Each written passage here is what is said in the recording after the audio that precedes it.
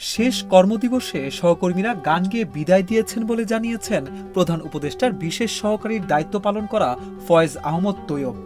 দায়িত্বে থাকার সময় 1 টাকাও দুর্নীতি করেননি বলেও দাবি করেছেন তিনি।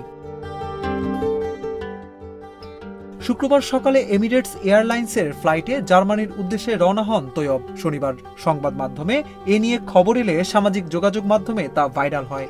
পরে রাতে দেশ ত্যাগের বিষয়ে ব্যাখ্যা দিয়ে নিজের ভেরিফাইড ফেসবুক অ্যাকাউন্টে পোস্ট দেন তিনি। ফেসবুকে ফয়েজ আহমদ তৈয়ব লিখেছেন, ফেব্রুয়ারির 8, 9, 10 তারিখে আনুষ্ঠানিক বিদায় নিয়েছি আইসিটি, পিটিডি ও বিটিআরসি থেকে। এরপর নির্বাচনের দায়িত্ব যথাযথভাবে পালন করেছি।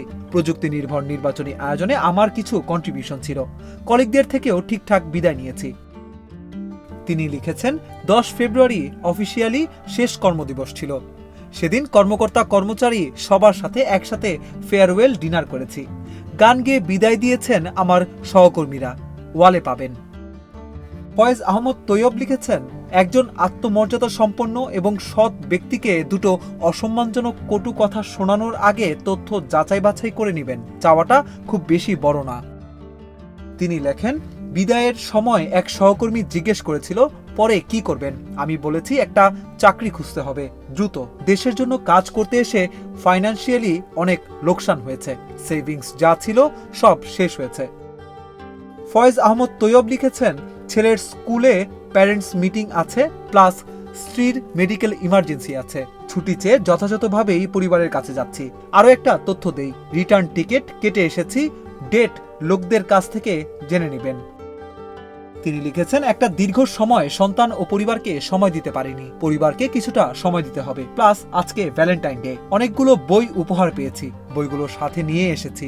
দীর্ঘ ক্লান্তির পরে একটু লম্বা বিশ্রাম প্রয়োজন। স্লিপিং সাইকেল ডিসরাপ্ট হওয়ায় বিগত 1 বছর নিয়মিত ঘুমাতে পারিনি। বিশ্রামের পাশাপাশি উপহার পাওয়া বইগুলো পড়ব। পত্রিকার কলাম নিয়মিত পড়তাম। বিগত সময়ে আমার সহলেখকরা যেসব মৌলিক লেখা লিখেছেন সেগুলো পড়তে হবে। ফয়েজ আহমদ তৈয়ব লিখেছেন, আমি অল্প সময়ে জীবনের সর্বোচ্চ চেষ্টা করেছি, এটুকু বলতে পারি। একটা শীর্ষ দুর্নীতিগ্রস্ত মন্ত্রণালয়ে নতুন ব্যবস্থাপনা, নতুন প্রযুক্তি এবং স্বচ্ছতা এনেছি।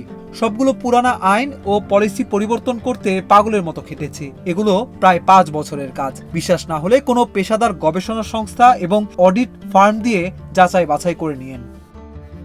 তিনি লেখেন, আল্লাহকে সাক্ষী রেখে বলতে পারি আমি 1 টাকাও দুর্নীতি করিনি। আমি বাই ভার্চু সৎ লোক। টাকা মারছি এটা নিতে পারি না। মোবাইল ব্যবসায়ীরা, টেলিকম মাফিয়ারা আমার বিরুদ্ধে কুৎসা করেছে, আমি তাদের কাছে মাথা নত করিনি। ফয়েজ আহমদ তৈয়ব লিখেছেন, দ্রুত একটা চাকরি খুঁজব, আমার স্বাভাবিক জীবনে ফিরে যাব। আমার স্ত্রী সন্তানকে ডিপ্রাইভ করে নিরাপদ জীবন ফেলে দেশে এসেছি। কিছু মানুষ আমাকে যেভাবে পেরেছে অপমান অপদস্থ করতে কাজ করেছে। মাঝে মাঝে মনে হয় এই দেশের উল্লেখযোগ্য মানুষ সৎলোক এবং নলেজ ড্রিভেন লিডারশিপ ডিজার্ভ করে না। এই কষ্ট আমাকে তীব্রভাবে আঘাত করেছে।